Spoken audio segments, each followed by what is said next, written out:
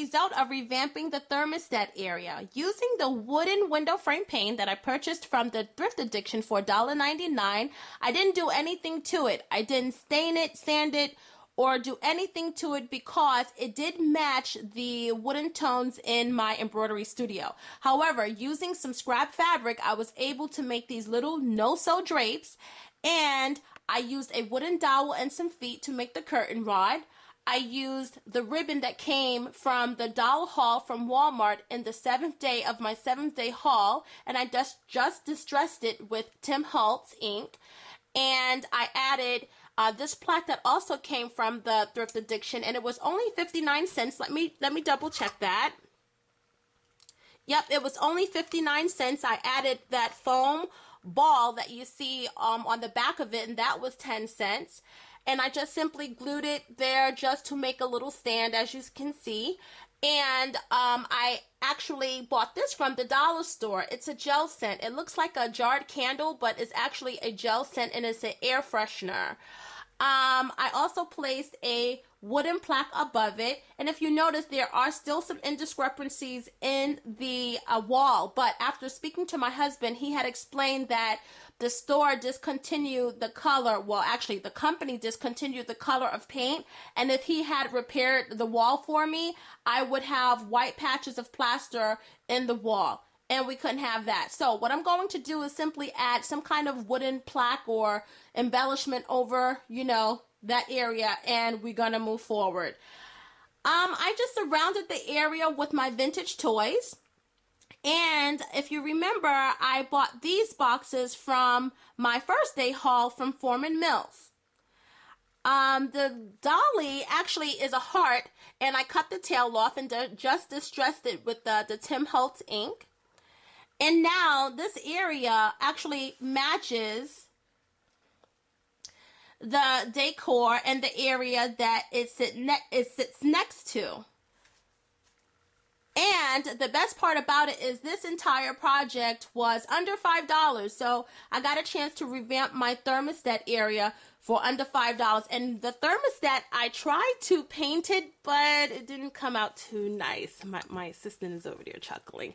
It didn't come out too nice, but I tried. So what I'm going to do is just add some paint remover, paint it back beige, the original color, and add some number stickers to it, and then we're going to move forward because it didn't come out well. Okay. Actually, she wanted me to, she's gesturing for me to show you what I did with the no-sew drapes. Basically, I just folded it over the dowel here and then put a bead of hot glue and folded it over, just kind of crunch it up a little bit as if it was, you know, real drapes. And I did the same thing. I added a hem, a no-sew hem, a bead of glue, folded it over, and then I did the same thing along the lines just to give it a clean edge. What I did do was I glued this drape here. This is not movable. This one is, so we can get to the thermostat area when we need to. And that's it. So for under $5, I was able to revamp this area and make it fit into the decor of my embroidery studio. And that's all for part 1 of revamping and recycling. Stay tuned for a preview of the item that I will be recycling or revamping in part 2. On part 2 of revamping and recycling, I will be revamping this old toolbox. This toolbox has got to be about 35 years old. I remember my grandfather having one of these toolboxes growing up in the 70s, so when I saw it, I had to get it. Now, I first noticed it about 10 to 12 visits ago, and at first I said, what am I going to do with something like this? But each time that it was there, I was actually almost hoping that someone else would buy it because I just could not think of what I could do with it. So, on the final visit, on the day that I purchased it, actually, I went over, I picked it up, and I examined it, and it has all the original hardware.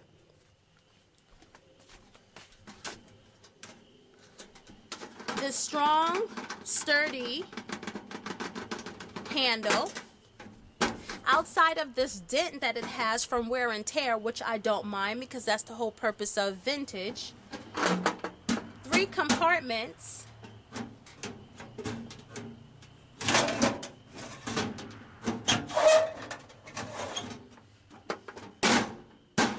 And did was fire engine red. Now, I can actually paint this, so I'm not worried about the color, but I just couldn't think of anything that I wanted to do with it. So if any of you have any suggestions, please do not hesitate to put your comments below, because I still haven't decided how I want to decorate it and what I will use it for. However, once I picked it up and I saw this price tag,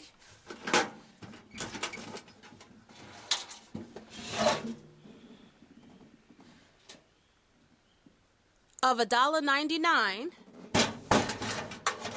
there was no way that I was leaving it. And how it is locked is, once it closes, you can't open the drawers, just like it used to be back in the 70s. And you just pretty much put these buckles over to secure it.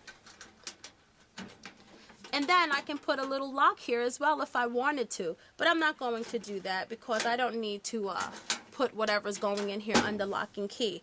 So this is going to be the item that we will be revamping and recycling in part 2. So please subscribe below as I will sub back, and stay tuned for part 2. Thanks so much for watching, and I'll see you next time.